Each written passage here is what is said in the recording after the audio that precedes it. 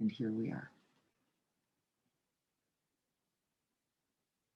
Finding your way into this present moment directly through the doorway of the body, the first foundation of mindfulness.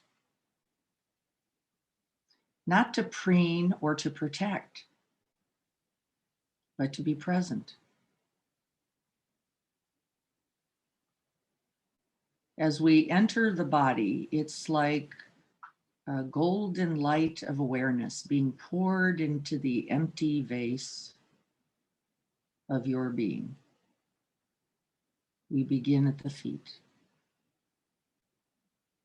and fill this body with awareness. Pausing and then arriving and arriving right here.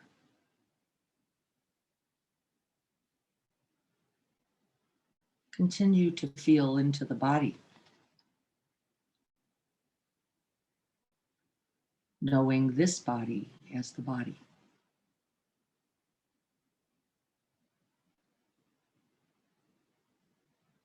Knowing this body sitting as this body sitting.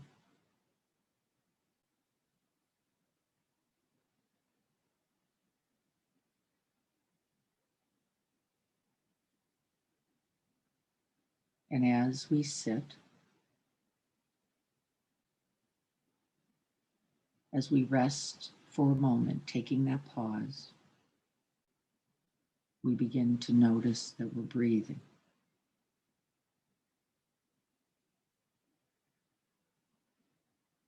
That entering and leaving, that life pulsing. See if you can find a place within the breath, within the body, breathing, to rest your attention.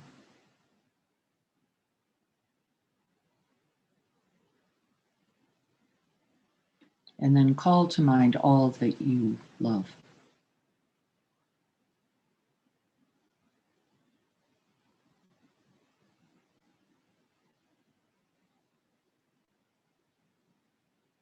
And remember that we practice for this.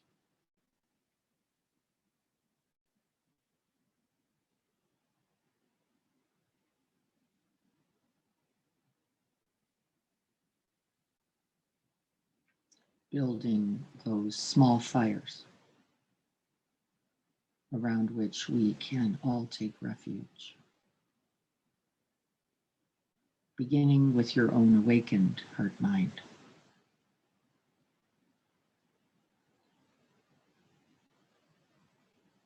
May we dedicate this practice. May we offer it its calm, its ease, its confusion. May we offer it all to the end of suffering for all beings everywhere, without exception.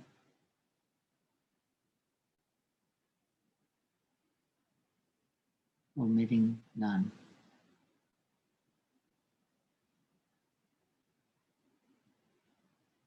Awakening us all.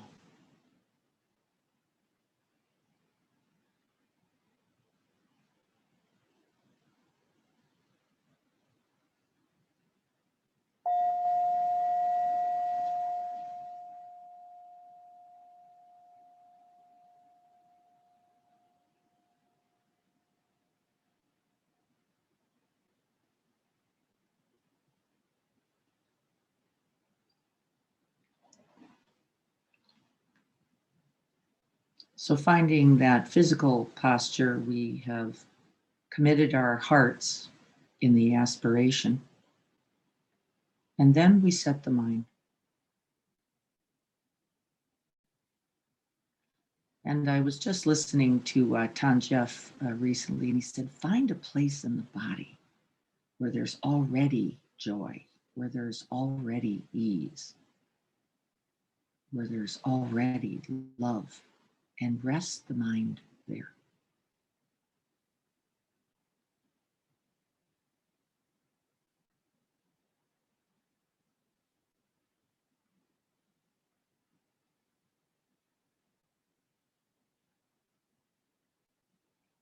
It might be in the breath.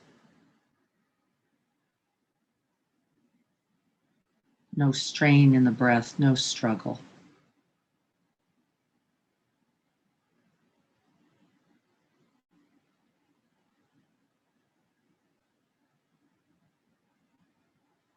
Find a place within that breathscape that feels open, receptive, available, where you can feel the warmth of that small fire.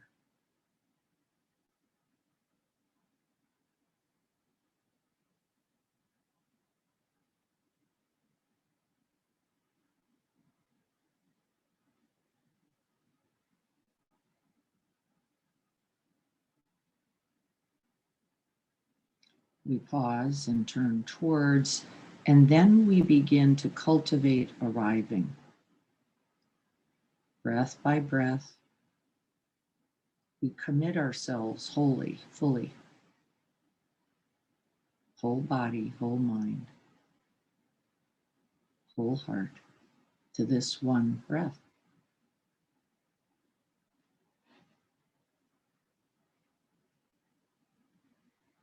This is the beginning of the most exquisite risk.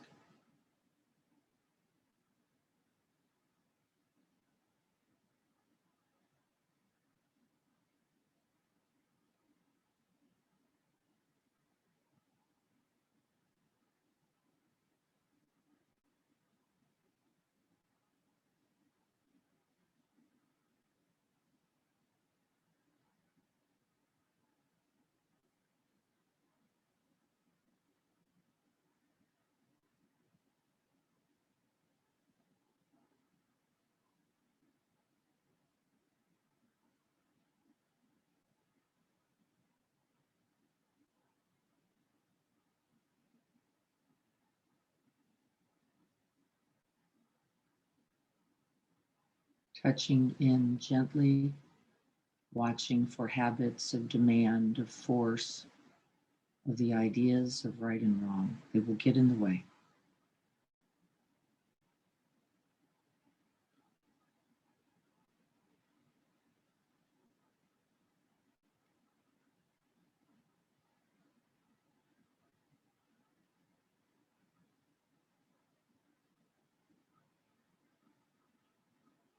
The most exquisite risk, this arriving here,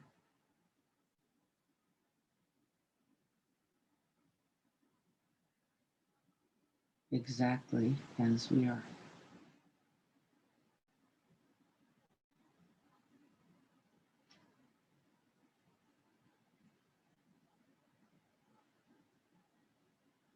Beginning gently.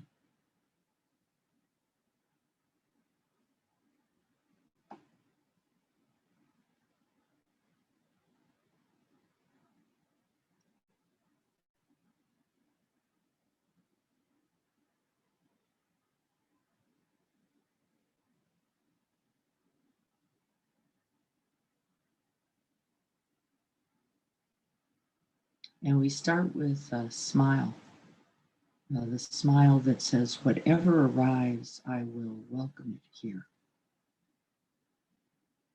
around this small fire of my own awakened heart mind. Whatever arrives.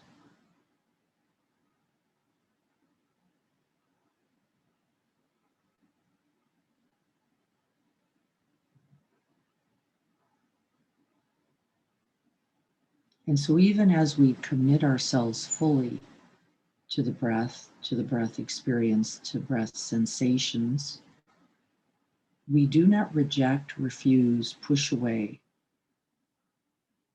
whatever else appears, thoughts, sounds, other body sensations.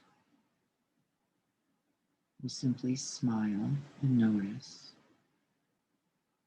and come back to the small fire of the present moment, our own breath.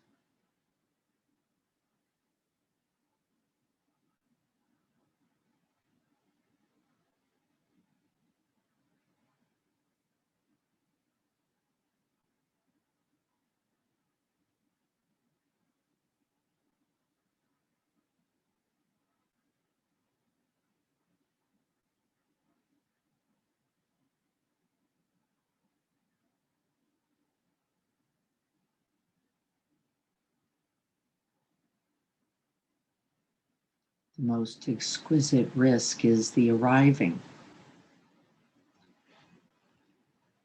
And the second most exquisite risk is arriving again.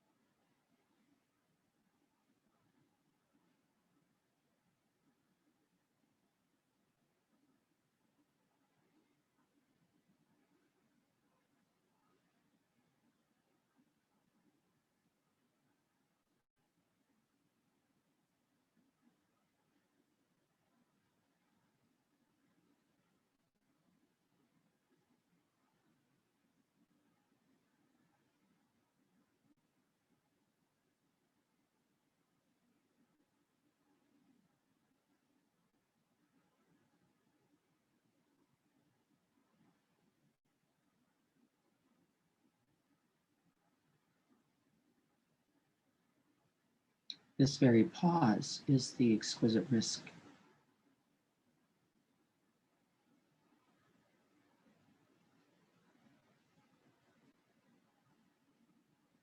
The stillness and silence that we commit ourselves to.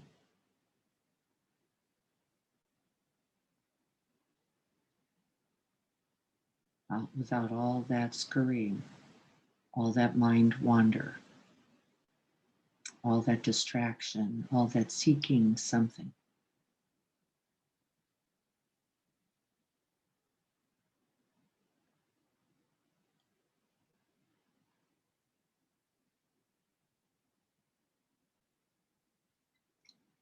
Bare, naked attention.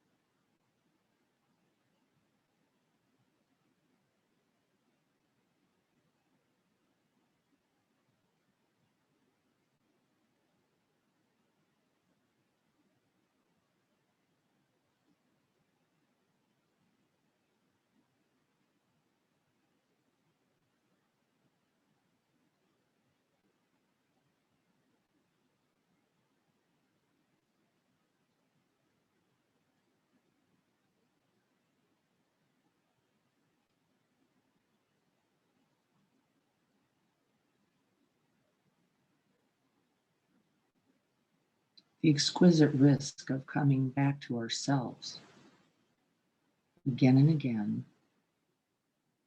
clear seeing, fully comprehending, to see what's here.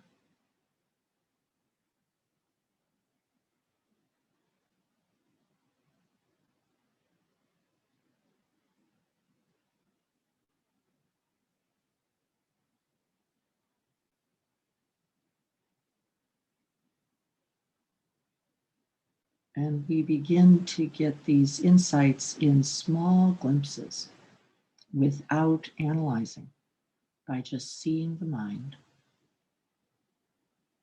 and waking down back to the body, the mirror of the mind, this body.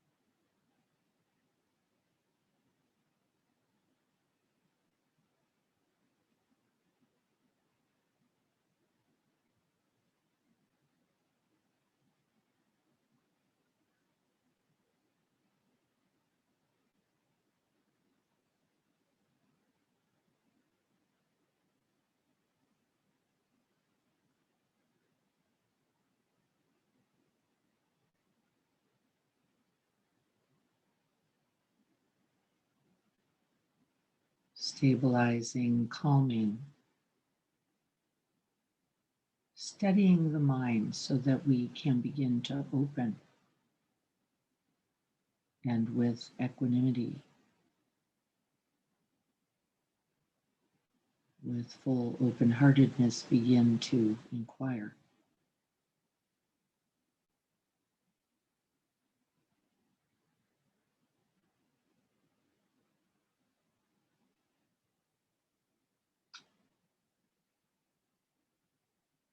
So knowing the body as the body like this.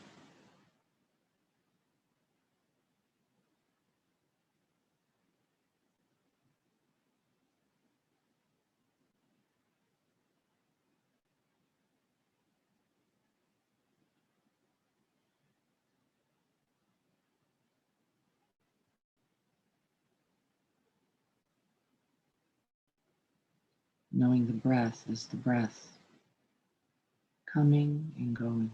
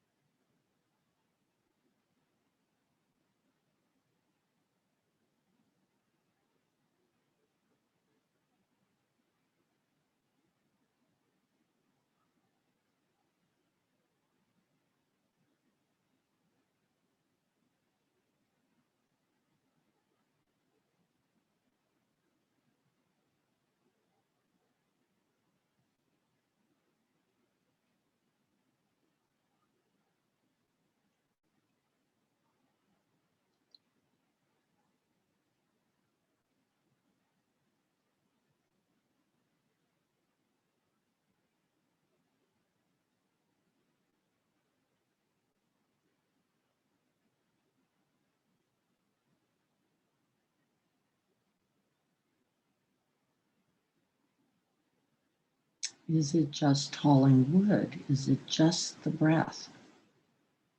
No, it is the fires it builds. It is the cultivation of equanimity, of calm, of ease, of clear seeing, of truly arriving, the exquisite risk of arriving wholehearted.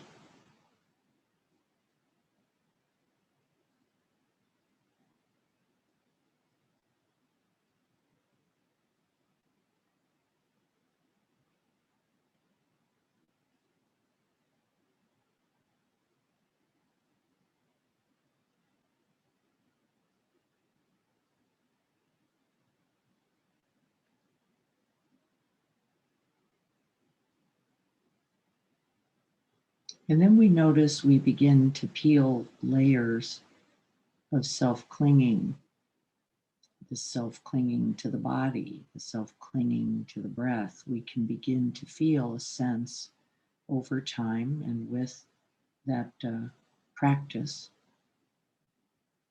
of a space and room.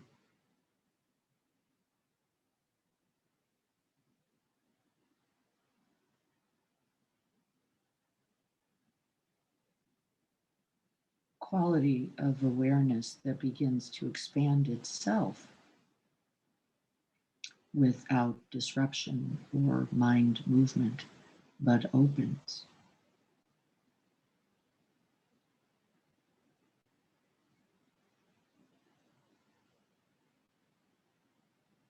We begin to open to thoughts without being carried away by them or having to run from them.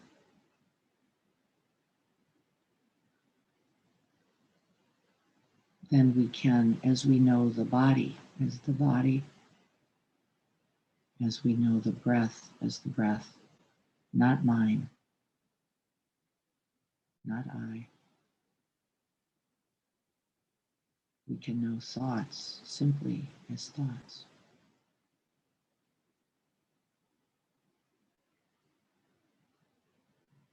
No thought by its nature is yours. Not until we grab it.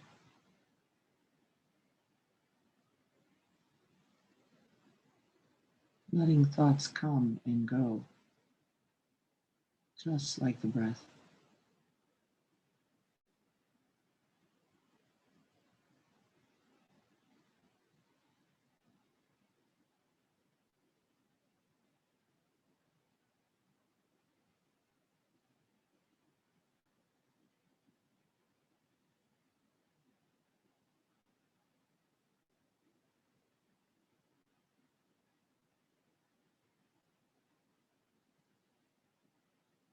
The exquisite risk of not grabbing for an identity anywhere.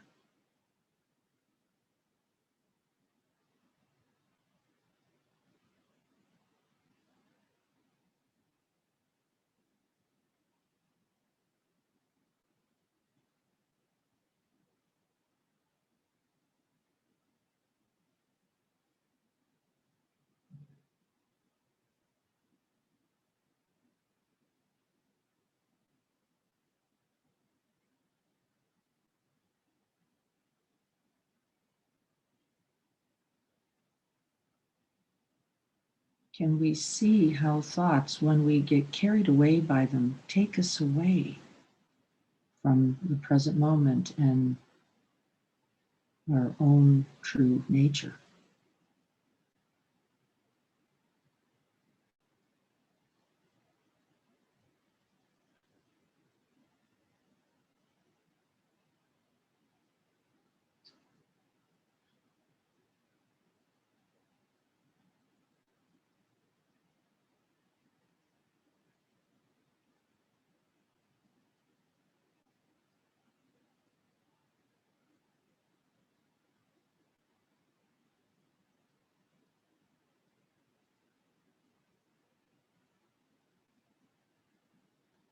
And can we as well see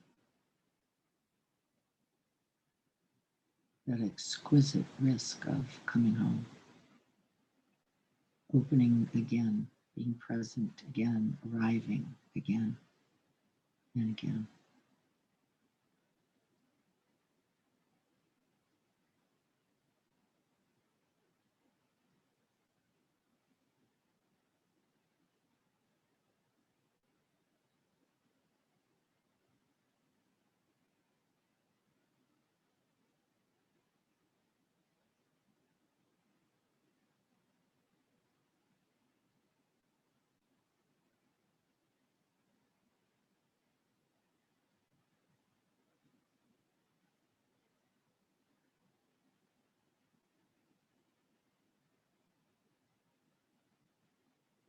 Can you feel the exquisite risk and the refuge of your own true friendship and friendliness?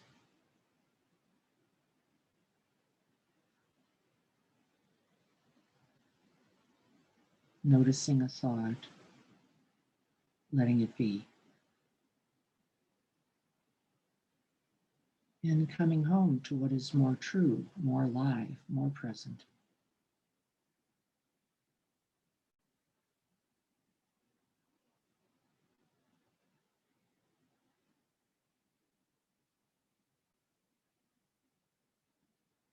Right here in the body.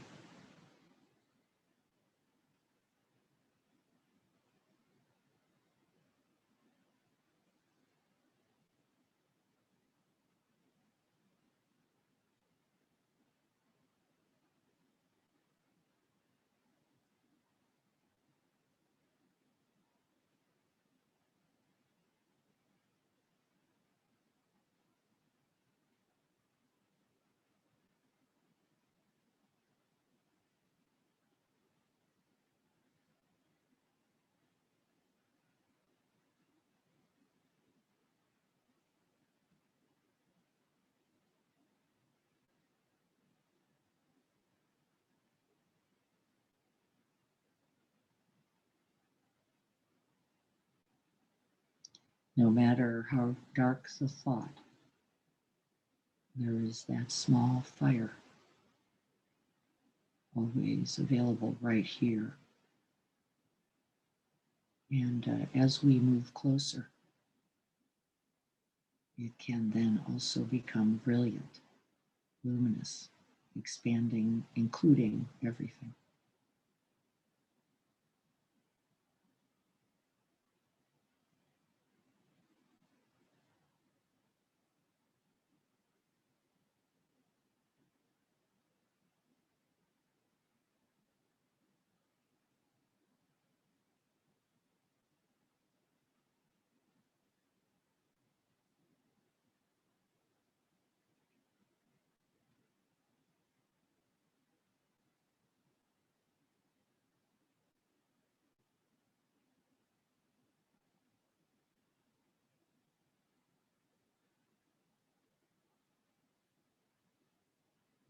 And then, in some amazing way, we throw ourselves really into the fire, the most exquisite risk, and become completely that light of awareness.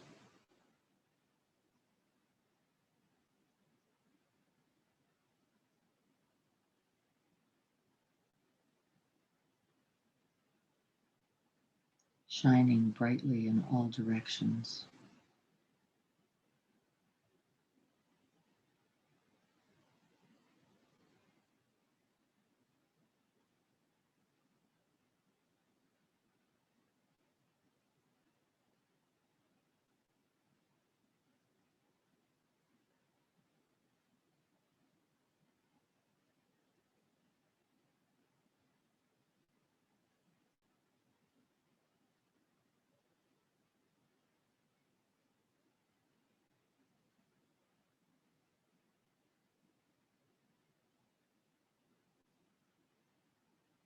And then the hauling wood doesn't even make sense anymore. There is simply this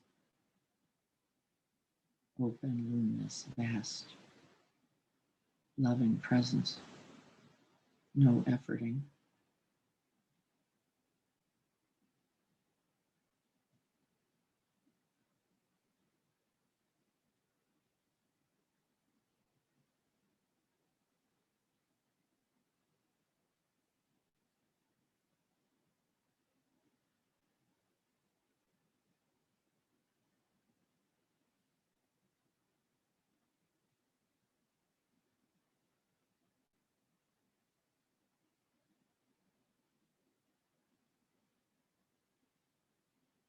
And we rest here so that we can remember.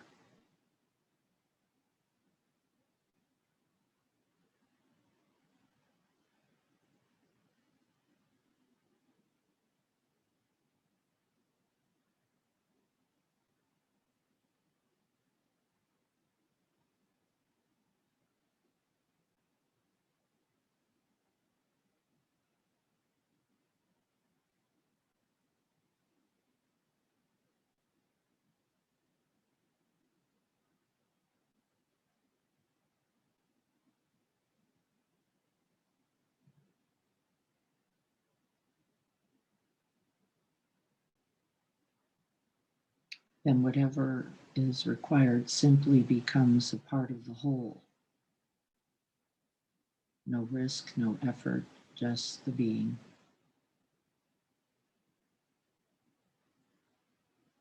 Fully inhabiting, fully embodied and open to this life, this moment, cold or hot, pleasant or unpleasant. This awareness is unconditioned.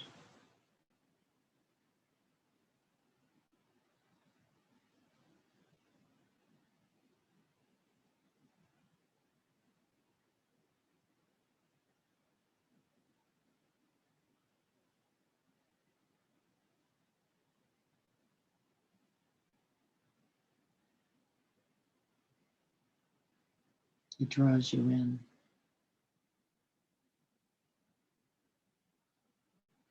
It holds everything.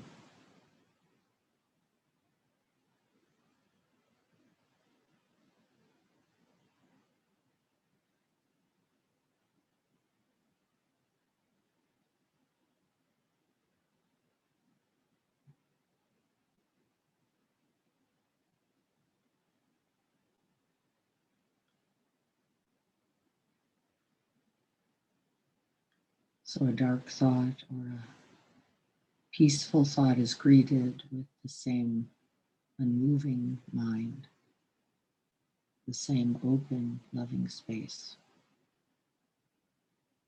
the same smile.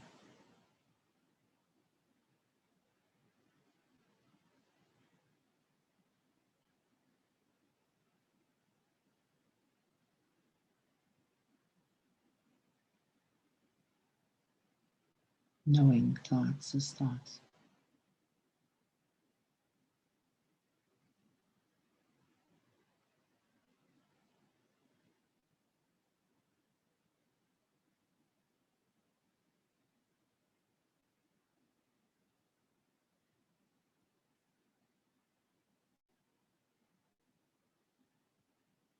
And as we rest in this vast, open, and most luminous, most brilliant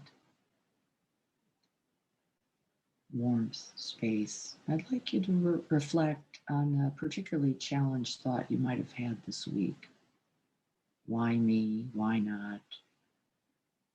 I got to get rid of that. I got to get more of this. See if you can notice its self clinging, self gripping, body gripping nature. The attachment and the aversion alike forming identity, shrinking us. See if you can rest back,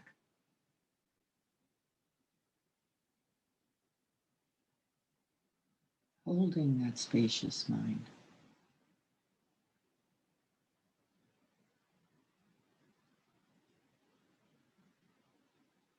Letting the thought be a thought,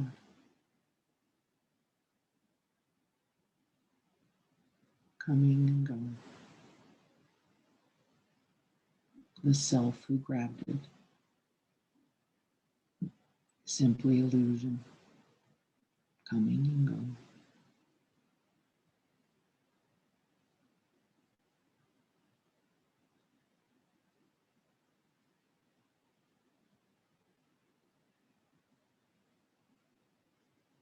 The exquisite risk of not grabbing anything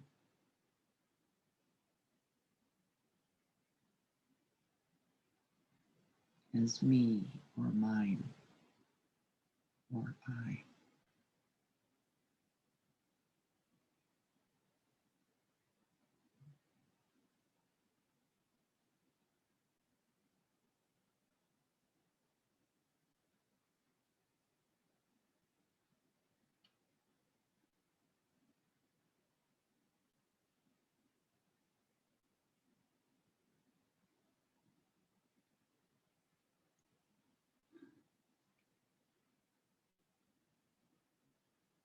And the grace of our humanness is that we can hold and abide and be present for it all.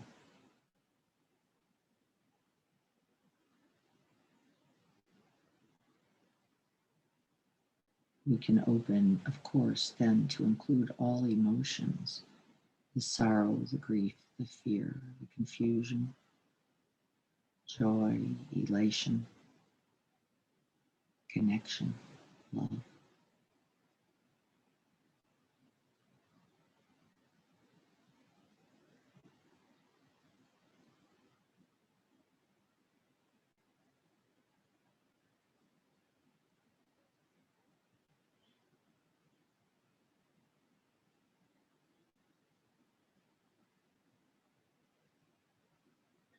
Can you feel that truth when we're caught in that self-centered dream, only suffering?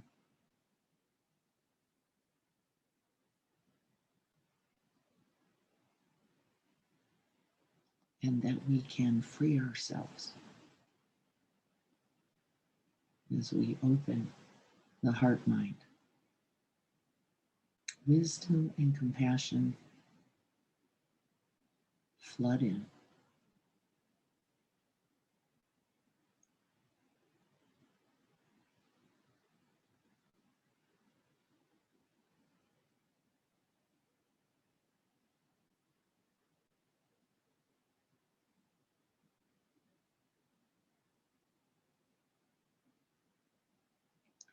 trusting our true nature.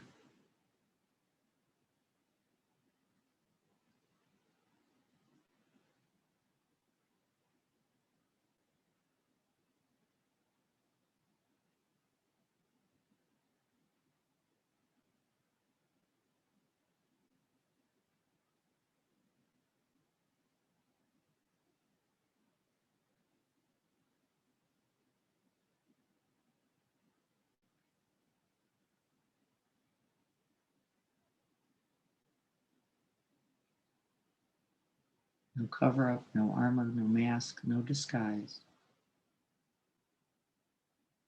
Just fully present here, like this.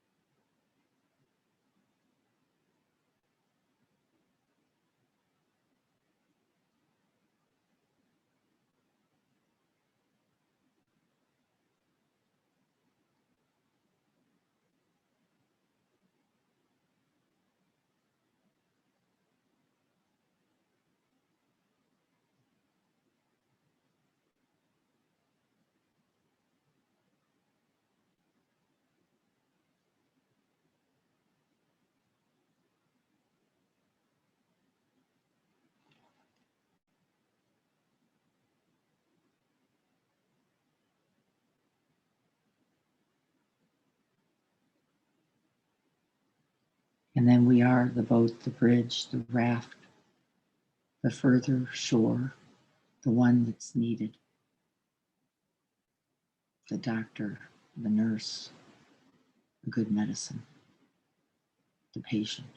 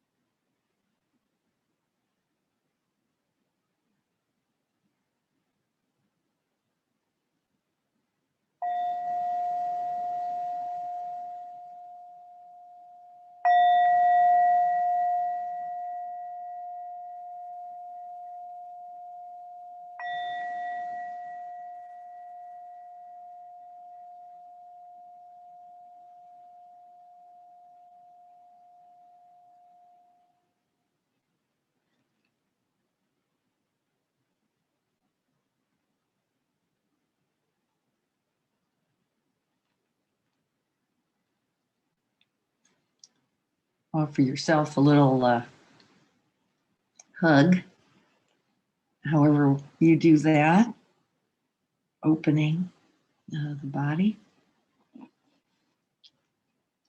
the exquisite risk of being fully present. Here we are.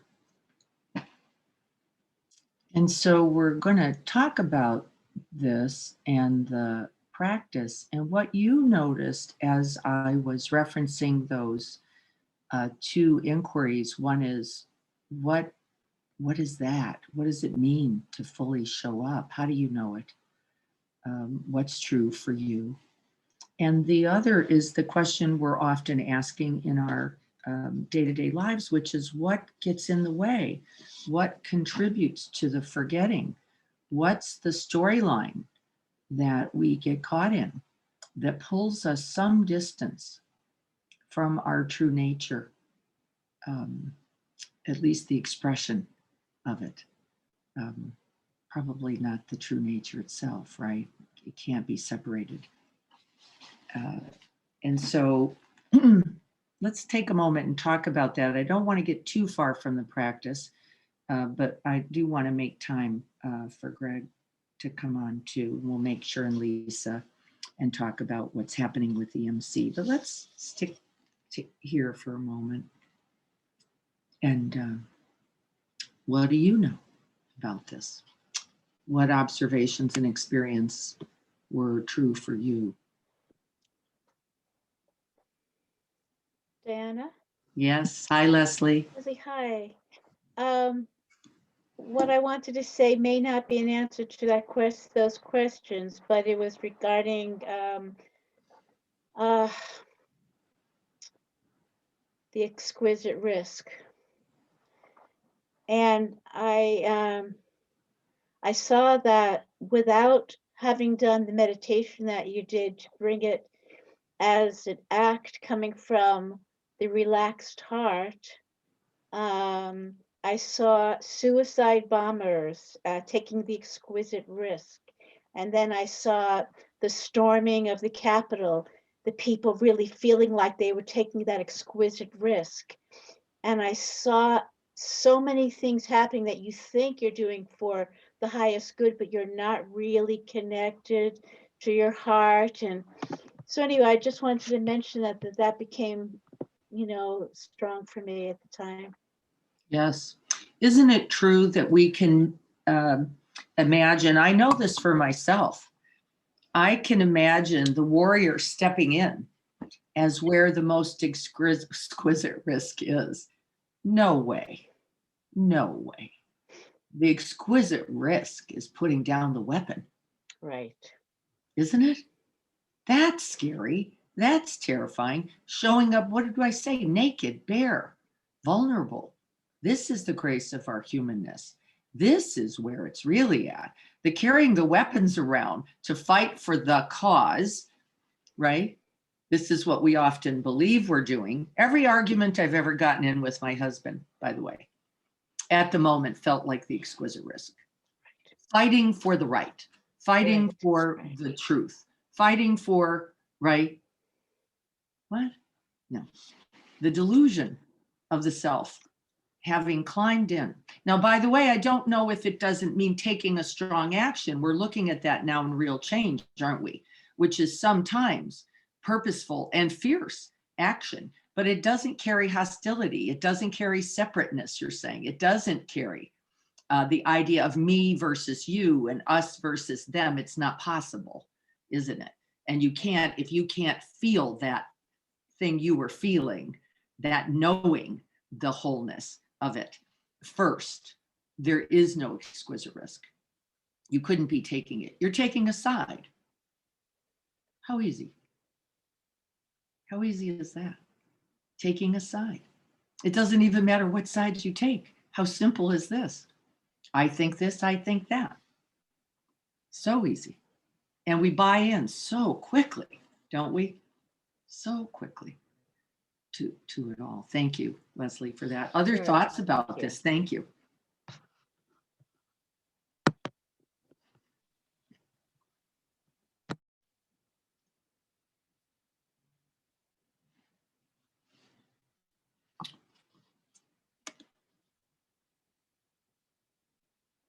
Yes, when my heart is truly open, my true nature arises. That's right, they're together. They can't be separated in this way. And the truth is, I'm hoping that what you could feel is what we believe is the exquisite risk. Those small, and they're right? They are part of the path, this moving towards the fire even, and then mistaking that fire as being something out there. We even think of that as an exquisite risk, don't we? It's how to be that, how to live that, breathe that, and then ultimately how we act from that, so that we are in fact the flame. We are the enlivened and enlightened and embodied. And I asked you this week, looking deeper and wider, it's required. That's completely correct. Without that, we can't see what's most true. I make this mistake all the time, as I just gave you the example of fighting with my husband over 46 years about why not this, and this was the right thing, that wasn't the right thing. It's all from self-referencing point of view. Me over here looking at you over there. And so clearly seeing deficiency or fault often in both directions without really first opening, including and joining something larger, we are all going to be lost. And in fact, we are. We get divisive. Look where we are in this world. This is a part of the righteousness, very different than, of course, wisdom. Not having too much to do with each other, I might add. In regards to conflicts with my husband, for me, an exquisite risk is being, I spin it. I'm not sure, Shivam, you might have to help me. That was supposed to be silent. Silent.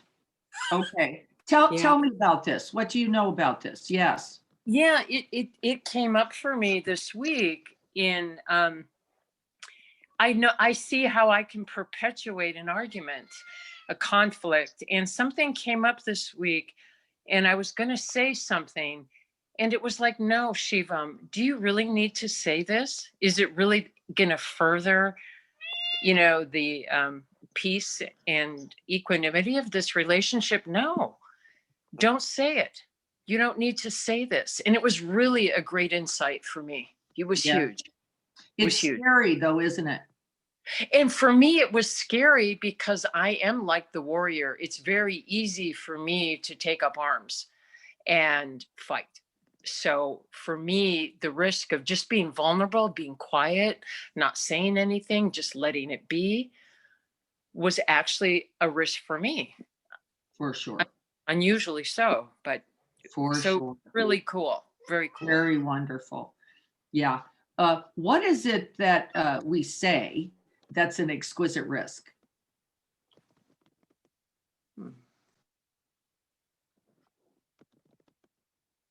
I don't know.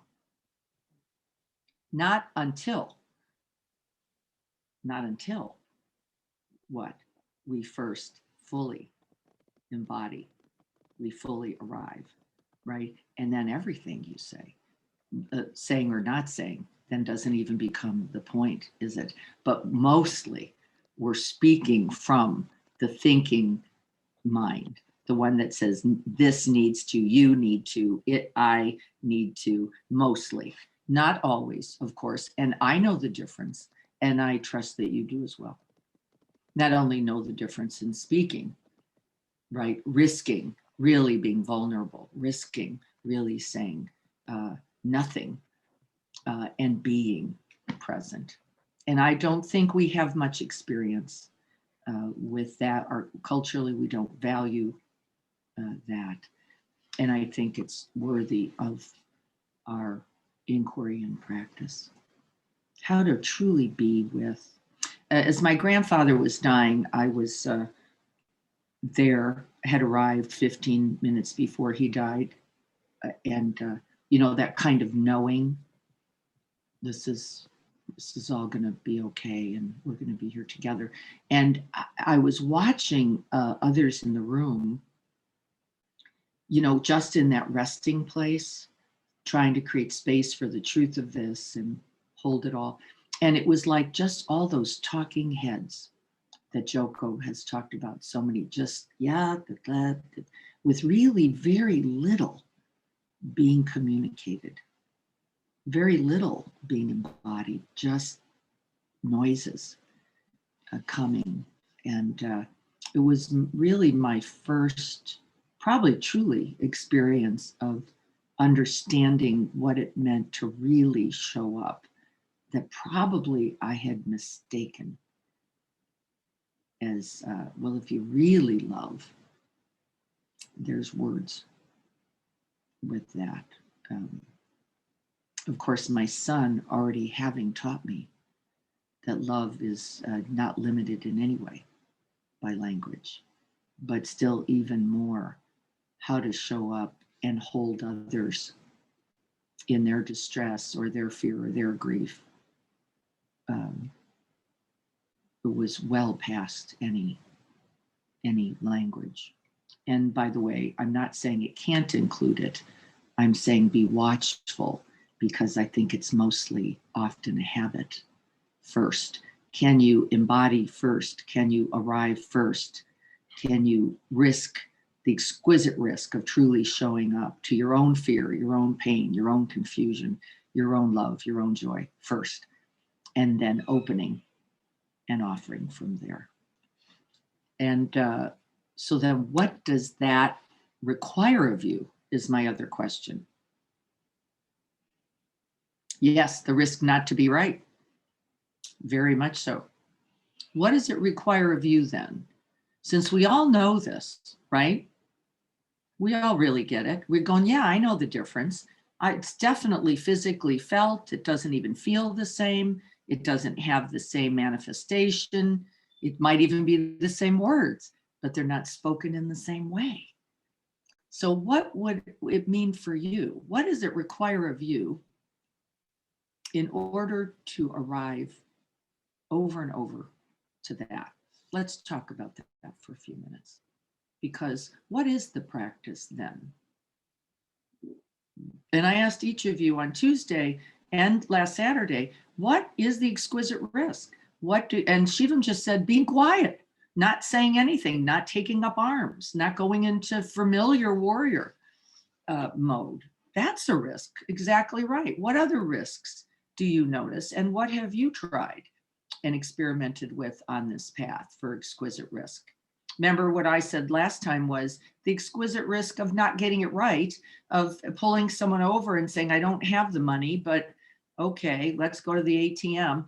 I actually told the story, by the way, to my children who went, Mom, that's crazy. I don't think you want to be at an ATM with the homeless guy. And I was like, yeah, actually, I did. Yeah, it was going to be fine.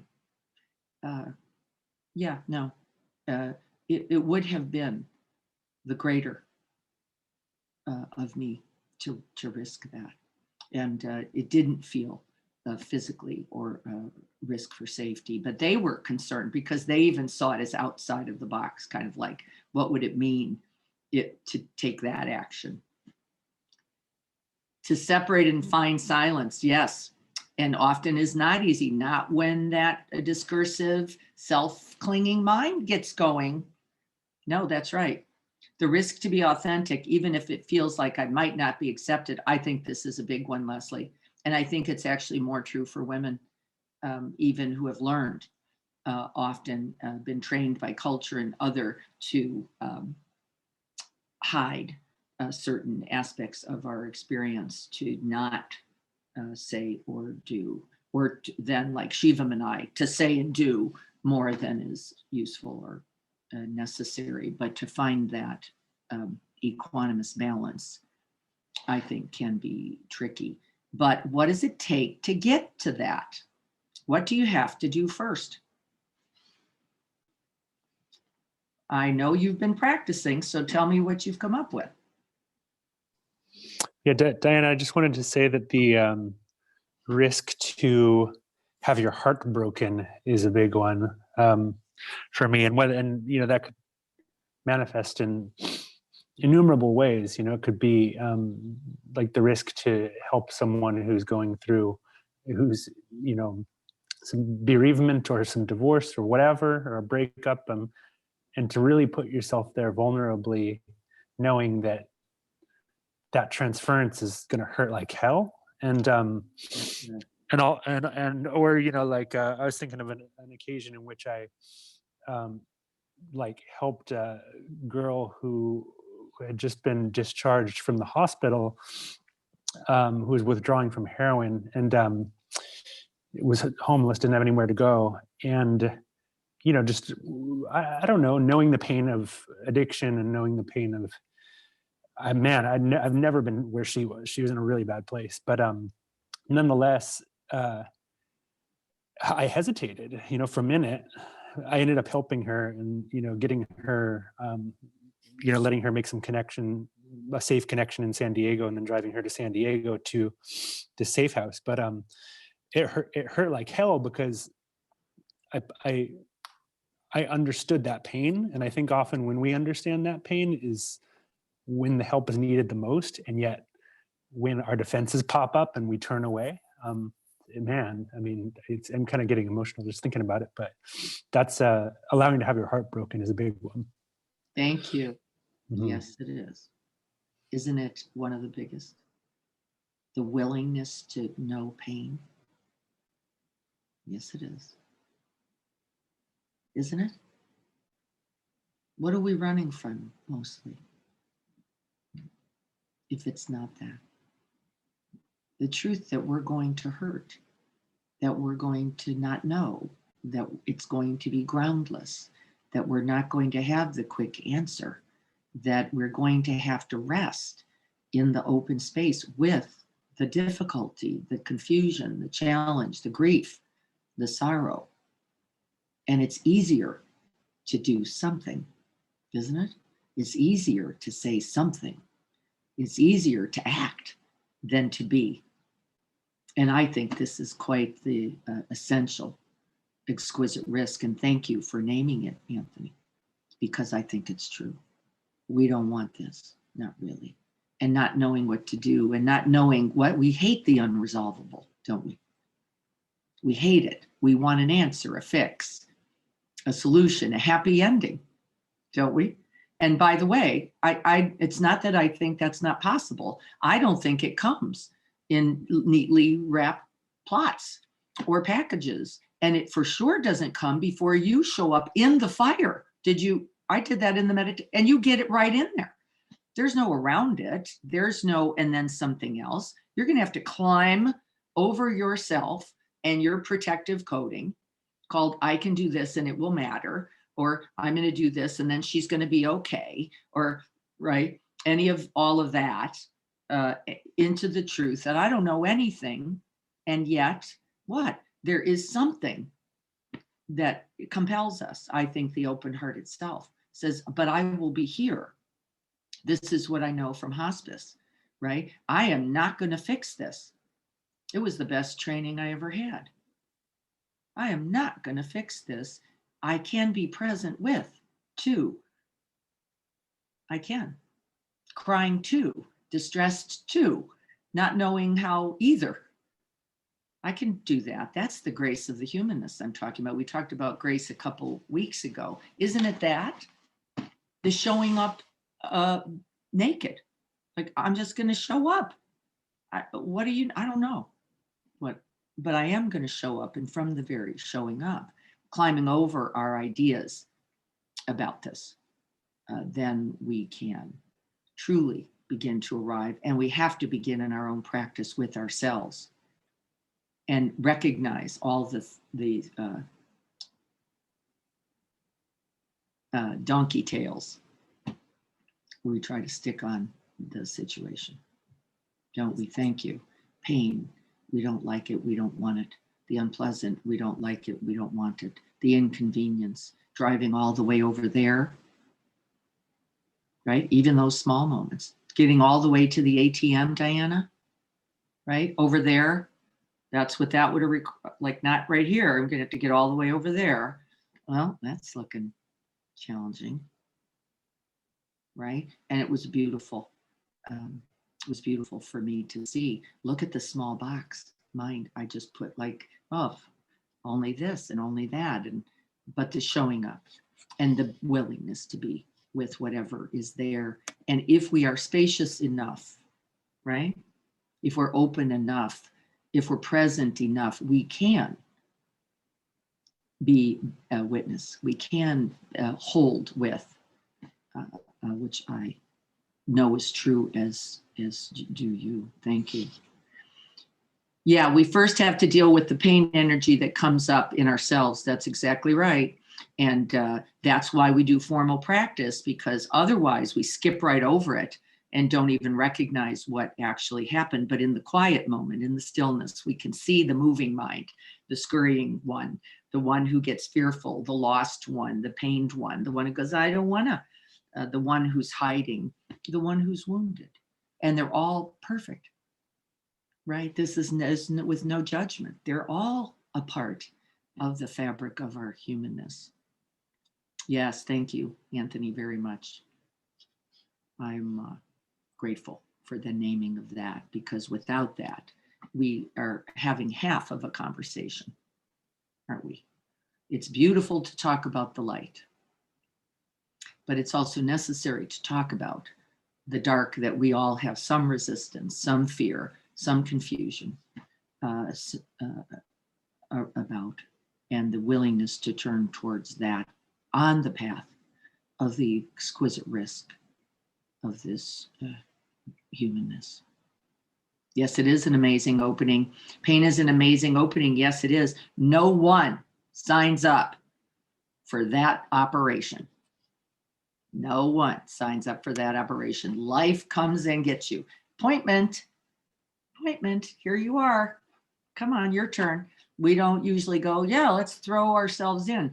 I love this practice because in some way, if we keep showing up like this every day, 60 breaths, 10 minutes, 15 minutes, 45 minutes, not the point. The really arriving to it, you're going to experience everything anyway, if you allow the truth of the practice and the path and its benefits. It'll be right there for you. You won't have to go anywhere. No corners. What else is true?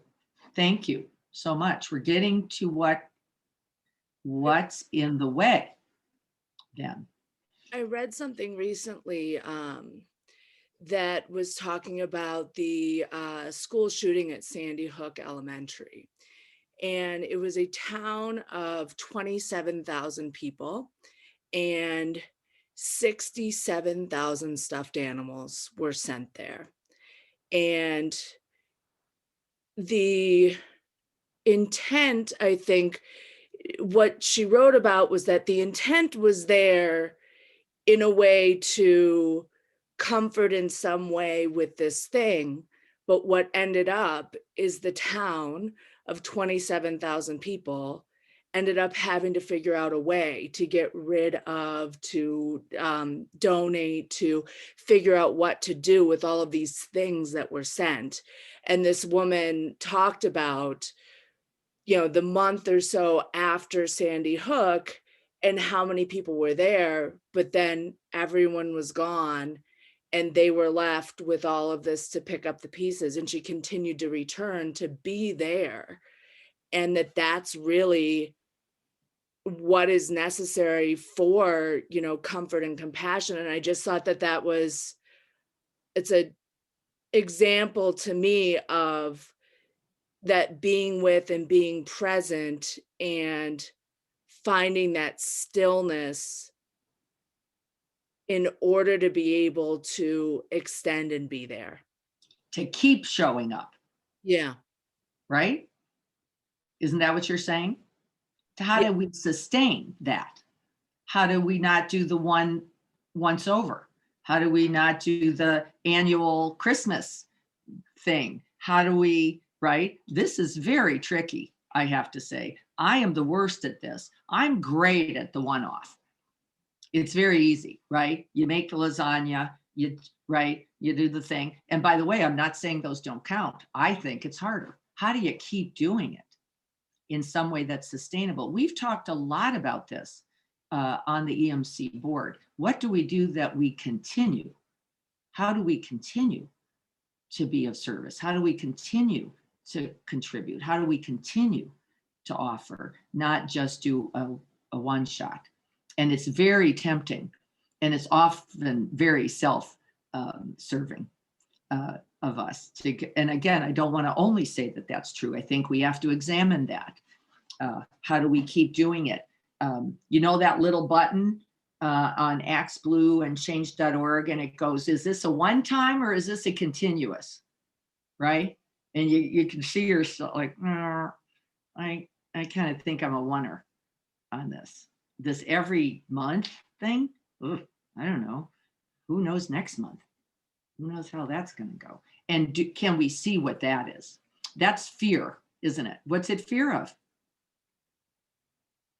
Like to check continuous, sustaining member, recurring. What's it mean? You got to show up every day, every Yeah. minute. And you got to keep showing up. Like, I don't think I've got that. Everyday thing. Do I have enough? That's right. Isn't it? Look at I thank you for this conversation. Just let's talk about that. Do I have enough?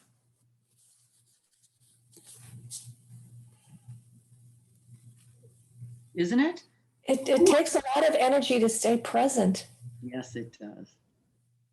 And it takes, what did Anthony say? And it takes the willingness. Willingness to be confront. yeah. Yeah, that's the energy. By the way, the real truth is, do we know this in the practice?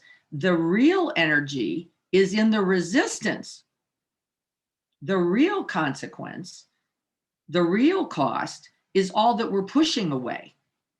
But we've got to believe thought here, don't we? And the belief thought is, this is going to be too hard.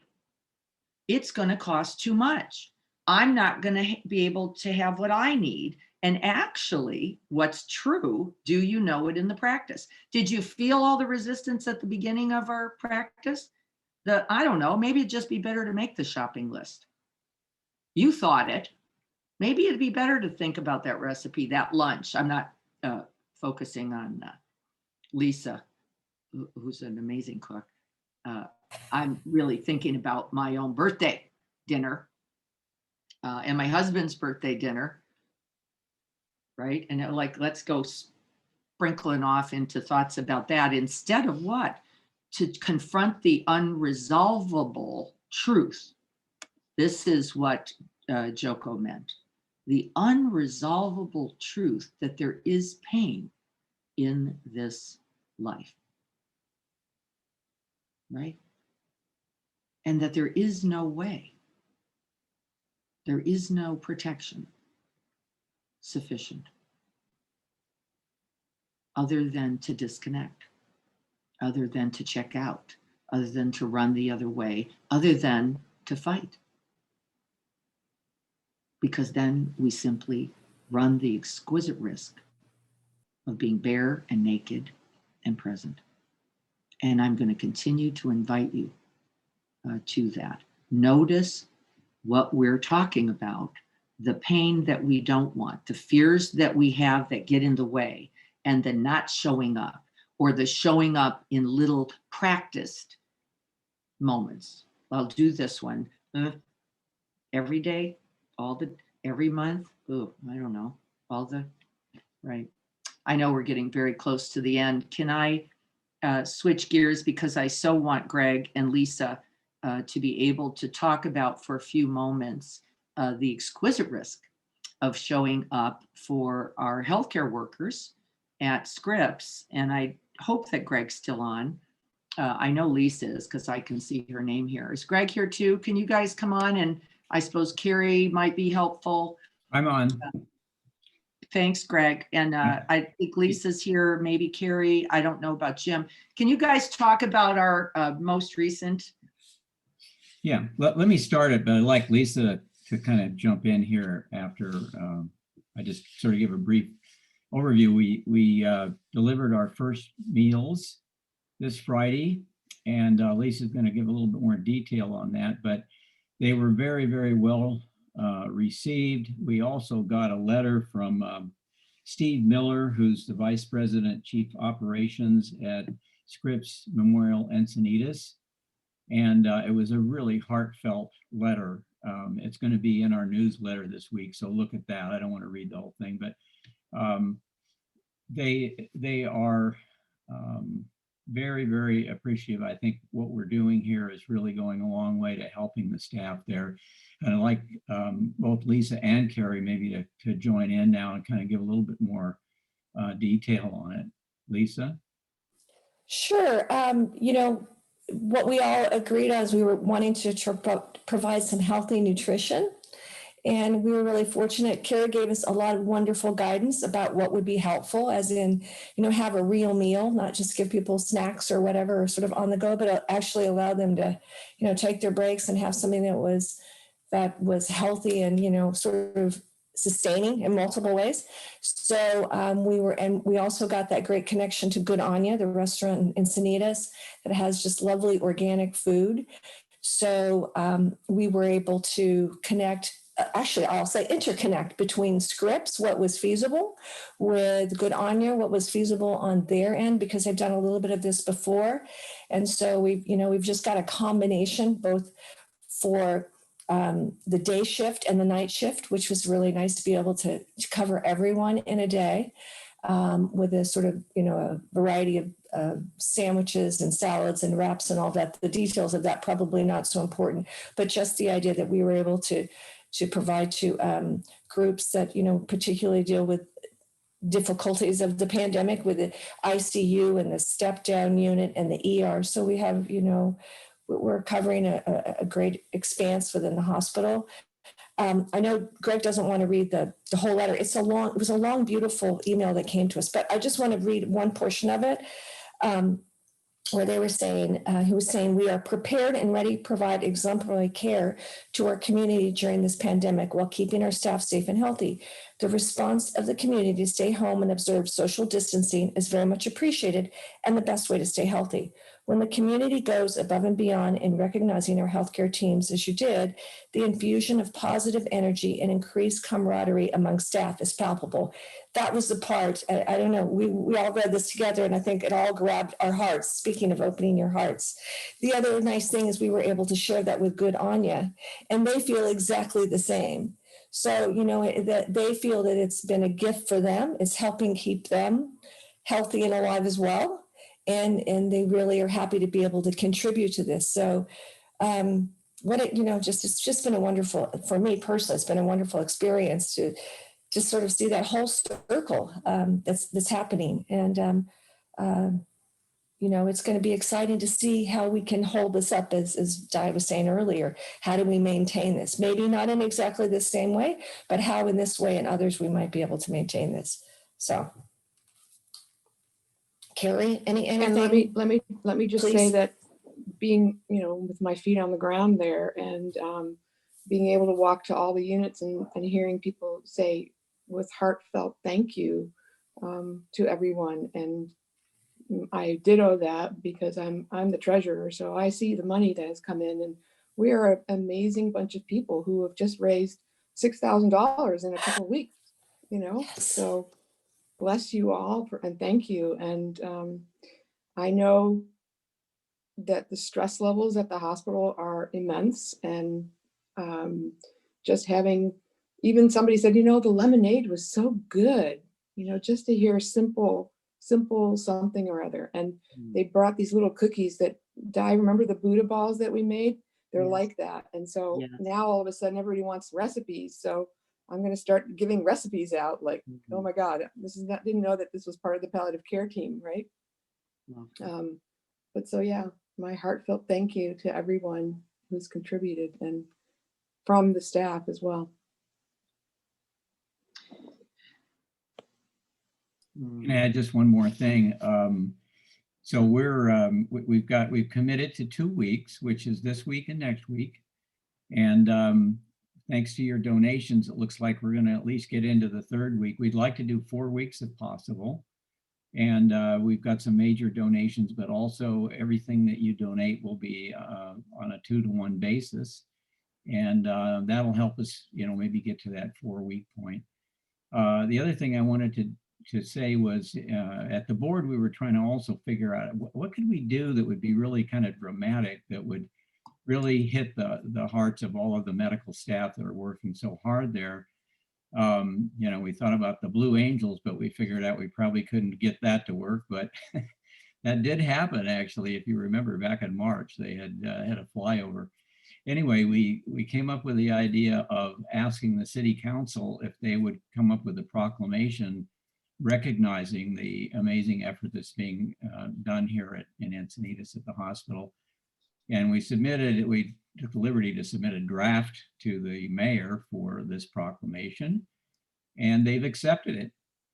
And so they're moving forward. There will be a proclamation at a city council meeting, yet to be determined, sometime in February, probably, maybe March, but probably February.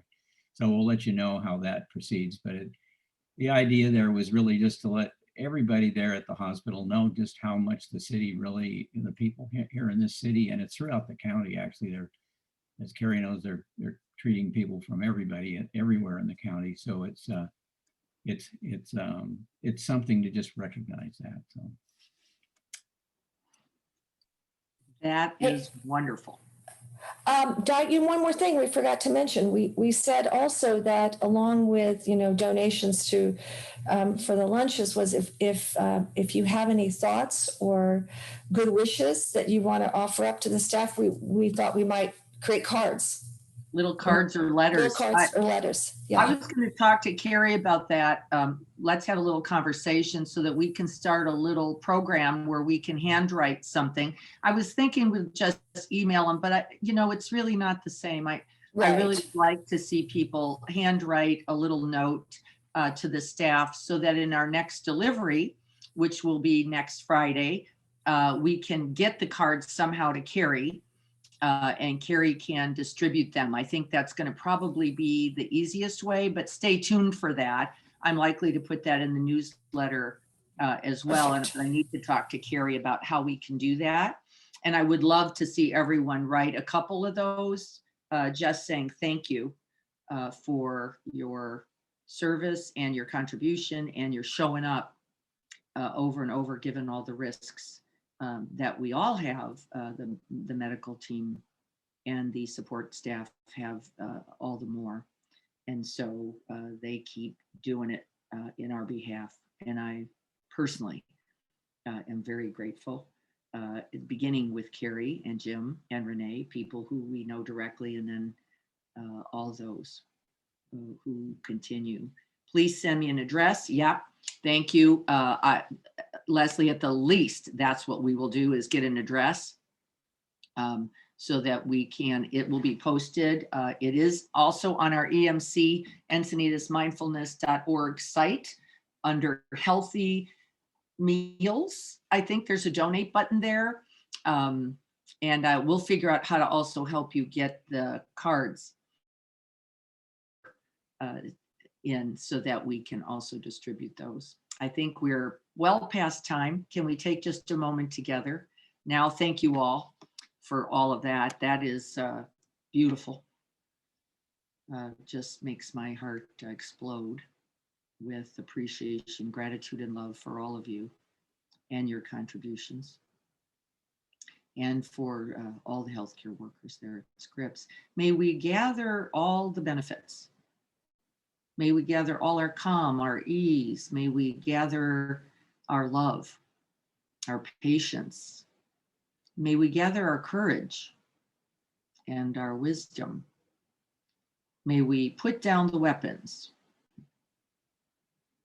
so that we can truly open and then respond. This is the point of it, isn't it? It's not just to open, but we must open first to then respond to that which is needed, as we will. May we all be happy.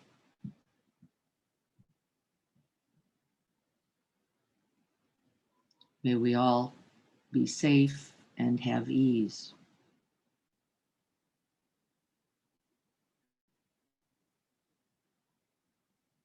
May we all be free from our self-clinging distress.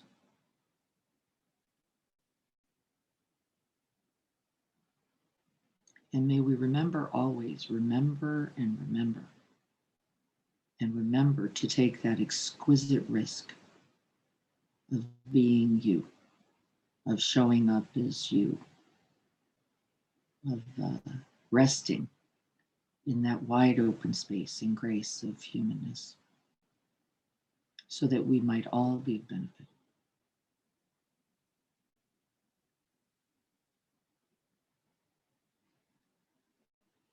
Blessings and thanks to all of you for your contributions.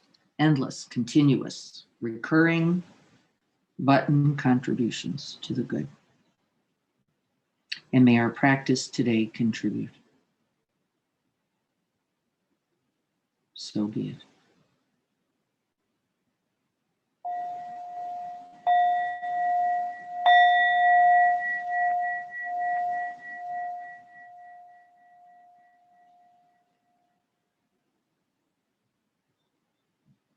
Thank you all so much. It's beautiful, beautiful to be here with you. Thank you all. I don't know if Bill and Maureen are still on, or Courtney, but I do see Leslie. Thank you guys for coming in for these practices from way, way, way far away. Sometimes. Thank you, Di, for showing up all the time. Yep, as best I can, as often as I can. That's one of my aspirations. Thank you for supporting us all do that. So appreciative of that. Everyone, please be well. The exquisite risk now, turning towards everything, including that which is not necessarily pleasant, that which is risky, that which is scary, that which is painful. Can we do it? Yes, we can. Can we do it with this heart? There's nothing else to do. This is simply it. I am so excited about watching how those seeds we've just planted for that heart reveal themselves today. I can't wait to hear. I'll see you guys on Monday night or Tuesday morning. I can't wait. Blessings and be well, everyone. Good to see you all. Thanks, Craig and Lisa and Carrie and the board who has made all of that possible. I'll get you. Take good care.